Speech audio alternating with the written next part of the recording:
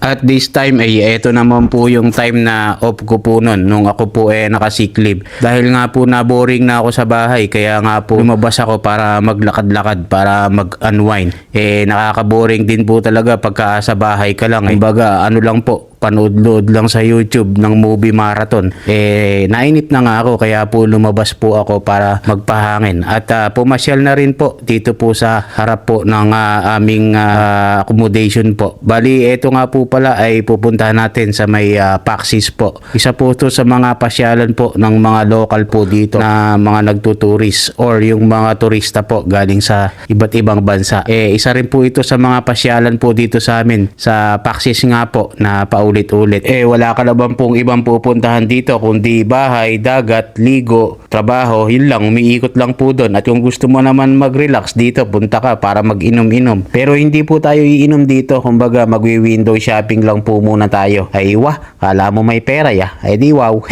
At nagpaalam nga po ako kung okay lang i-video dito. Okay lang daw, kaya yun.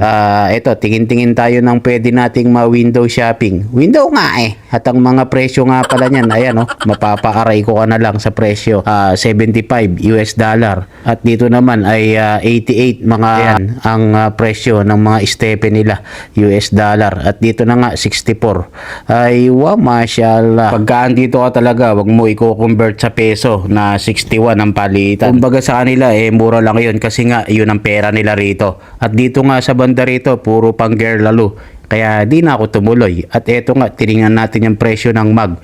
Nasa 15 US dollar. Ay wah, aray ko.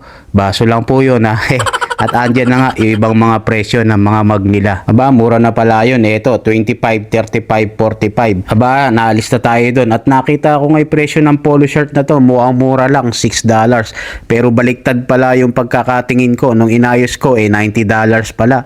Ay, wa, aray ko. Alis na tayo dyan. At ito nga, ang mga presyo ng balanggot nila. Nasa 30 po. At dito naman, may nakita akong stepin po dito mukhang magilas to maporme. Kaya tiningnan ko nga yung presyo.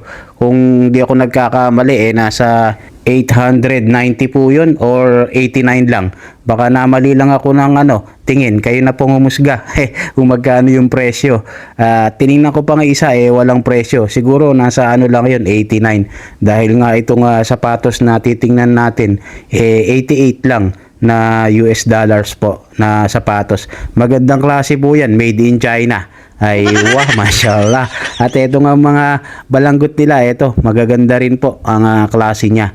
Nasa 32, basta nasa 30 lang po na mga presyuhan ng balanggot niya na pang girl lalo at pang boy lalo. At may nakita nga akong sales dito na mga po, na magagandang klase rin po, makakapal po siya. Pang beach ba, pang ligo-ligo. Nasa dating presyo niya nasa 35. Bali kalahati na lang, kaya $15 na lang. Kaya natingin-tingin po tayo. Sales nga Dito rin sa may mga pang short na to, pang forma. Maganda rin sa short Ay, sa short, sa sapatos. Pagka may mga lakad ka na pang Japorms, ay wah, maganda nga yung niya, design ng mga short. Siyempre, maganda rin ang presyo. At yung ganitong mga Huawei style naman po, nasa 30 din po US dollar. Kaya naman nang mapansin ko tong mga bag po na maliliit, yung parang shoulder bag, ito, natingin din tayo.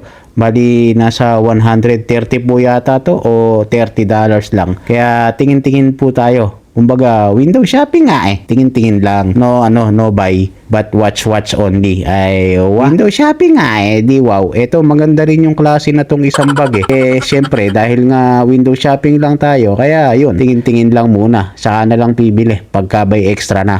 Kaya, yun, pagkatapos nating tingin-tingin, sibat na tayo. At pagkagabi nga pala, maraming tao po dito sa Paxis dahil nga po isa to sa mga diskuhan, kumbaga party-party ba pagka sa gabi. Gabi nga At kung makita nyo nga po sa mga previous vlog ko, meron din pong live band po dyan. So, yun lang. At ako po medyo magpapahangin lang po muna dito sa labas. Kumbaga, tambay-tambay po muna. God is good all the time. Alright.